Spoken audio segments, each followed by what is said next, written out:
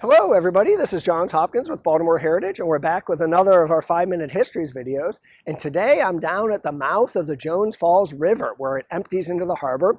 And today we're going to talk a little bit about the Jones Falls, and we're going to talk more about the contraption behind me, Mr. Trash Wheel, that takes out all of the cans and the cups and the wrappers from the river before it enters into the harbor. And I am thrilled because joining me today is going to be a gentleman, Adam Lindquist, who is the director of the Healthy Harbor Initiative at the Waterfront Partnership of Baltimore, and he knows everything about Mr. Trash Wheel. Before I turn it over to him, though, I just wanted to say a few words about how we got here on the Jones Falls. In the 1660s, a Quaker farmer named David Jones chose this spot on a relatively new Baltimore County founded in 1659. He chose this spot to put his farm along the banks of a river, what he called Pacific Brook, and just north of what everybody back then called Coles Harbor. And of course, Coles Harbor is the inner harbor, and Pacific Brook is the Jones Falls. And the settlement that grew up around his farm, we know today is the Jonestown neighborhood. So back then, the Pacific Brook was a source of pride. Here is one source, a historian of Baltimore says, for many years it was a source of pride for Baltimore City and the envy of other cities. It was famous then as a fragrant and beautiful stream. At one time, the stream was pure and undefiled and the scene of many baptisms. Can you imagine doing a baptism here today? That's what was going on. But not for long. Things were changing. By 1711, a gentleman named Jonathan Hanson had built a stone mill along the Jones Falls. By 1726, in addition to the mill, there were tobacco houses, a store, and many residences. By the middle of the 1850s, there would be 12 mills along the Jones Falls, along with soap makers and tanners and lots of residences basically using this to carry out their waste. By the late 1800s, the Jones Falls had become a source of public health concern. Some called it a cesspool. And in the late 1800s, Baltimore city leaders decided to do sort of a collective thinking on what could be done. None other than Ross Winans, the celebrated B&O railroad engineer, proposed building a series of reservoirs upstream and then periodically opening up the dams to flush out the Jones Falls. We didn't do that.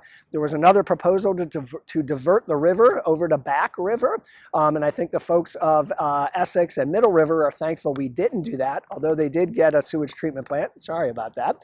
And then the third proposal was to put the Jones Falls in big pipes and run it underneath the city, and that in fact is what we did do. In 1915, Mayor Preston sort of kicked off the campaign, the construction, just north of Penn Station.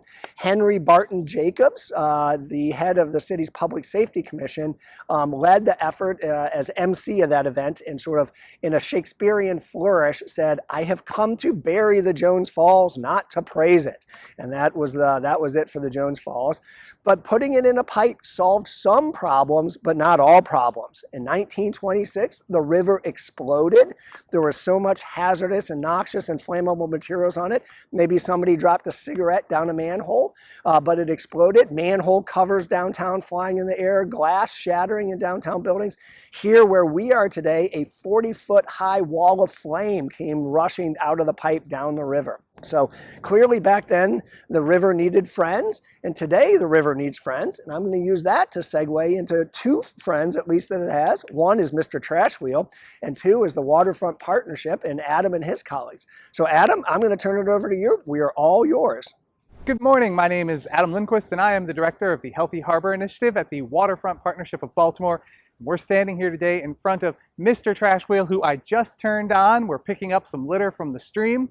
Mr. Trash Wheel was invented by John Kellett and his company Clearwater Mills and installed in the Baltimore Harbor in 2014. But it took my organization, the Waterfront Partnership, to see the true potential of this device to reach out to the people of Baltimore and engage them in the problems of trash and litter in the Jones Falls by adding these 5-foot-tall googly eyes and giving Mr. Trash Wheel a persona on social media. Since that time, Mr. Trash Wheel has picked up over 1,600 tons of trash and litter. But our goal is not to keep Mr. Trash Wheel continually picking up trash for the rest of his days, but instead to use his influence and use photos and data of all the trash we're collecting to help pass legislation that reduces the amount of trash ending up in the stream in the first place. Mr. Trash Wheel has already helped Maryland to become the first state in the country to ban foam containers, and he's also helped to ban plastic bags right here in Baltimore City. And we've seen a huge reduction in the amount of styrofoam coming down the river already, about an 80% reduction. So when you pass policies to reduce litter, they work, and the Baltimore Harbor is cleaner as a result. So Mr. Trash Wheel is the world's first sustainably powered trash interceptor. He uses just the current of the stream and the power of the sun to turn a giant wheel that powers a system of rakes and a conveyor belt.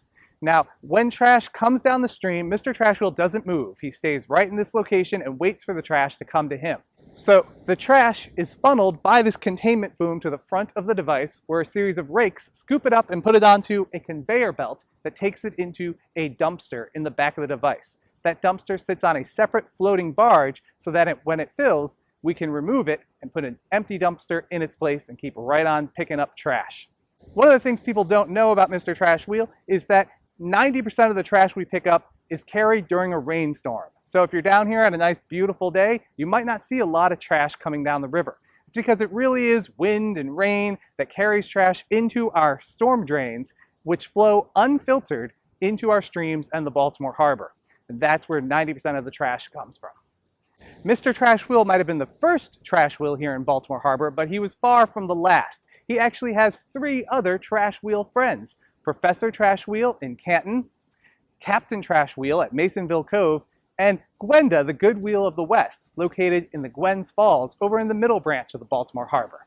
Combined, these trash wheels have picked up over 1,600 tons of trash and debris, including over 12 million cigarette butts and over 1 million plastic bottles. So the goal of the Waterfront Partnership is to actually make the Baltimore Harbor safe for recreation again.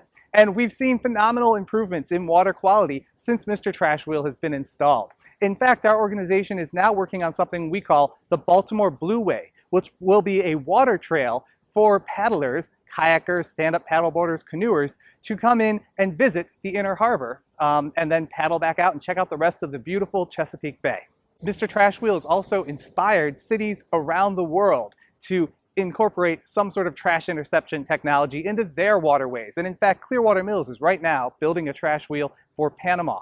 So please remember, first of all, don't litter. Make sure you have a tight-fitting lid on your trash can and recycling bin. And check out Mr. Trash Wheel on your favorite social media platform.